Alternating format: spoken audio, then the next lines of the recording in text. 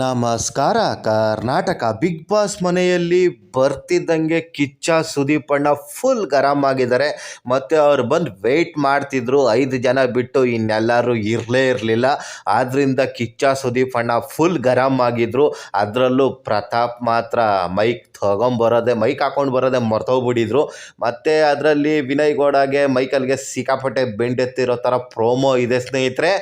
ಆದರೆ ಮೈಕಲ್ಗಂತೂ ಸರಿಯಾಗಿ ಉಗ್ದಿದ್ದಾರೆ. ಒಂದು ವ್ಯಾಲ್ಯೂ ವೇಟೇಜ್ ಬಂದಿದ ತಕ್ಷಣ ರೂಲ್ಸೇ ಬ್ರೇಕ್ ಮಾಡ್ತೀರಾ? ಹಂಗೆ ಮಾಡಾಗಿದ್ರೆ ಗೇಟ್ ಓಪನ್ ಮಾಡಿಸ್ತೀನಿ, ಗೆಟ್ ಔಟ್, ಮುಖ್ಯ ದ್ವಾರ ಓಪನ್ ಮಾಡಿಸ್ತೀನಿ, ಗೆಟ್ ಔಟ್ ಅಂತ ಹೇಳ್ತಿದ್ದಾರೆ ಸ್ನೇಹಿತರೆ. ಇಷ್ಟು ಗರಮ್ ಆಗಿ ಬಂದಿದ್ದಾರೆ ಅಂದರೆ ಮೋಸ್ಟ್ಲಿ ಇವತ್ತು ಎಲ್ಲರಿಗೂ ಕ್ಲಾಸ್ ಅಂತೂ ಸಿಕ್ಕಾಪಟ್ಟೆ ಇರುತ್ತೆ.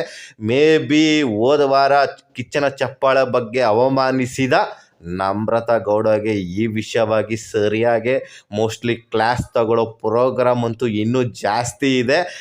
ನಿಮಗೇನು ಅನಿಸುತ್ತೆ ಸ್ನೇಹಿತರೆ? ಈ ಪ್ರೋಮೋ ನೋಡಿದ ತಕ್ಷಣ ನನಗಂತೂ ಸಿಕ್ಕಾಪಟ್ಟೆ ಎಕ್ಸೈಟ್ ಆಗಿದ್ದೀನಿ. ನಾನಂತೂ ಸಿಕ್ಕಾಪಟ್ಟೆ ವೆಯ್ಟ್ ಮಾಡ್ತಾಯಿದ್ದೀನಿ ಎಪಿಸೋಡ್ಗೆ.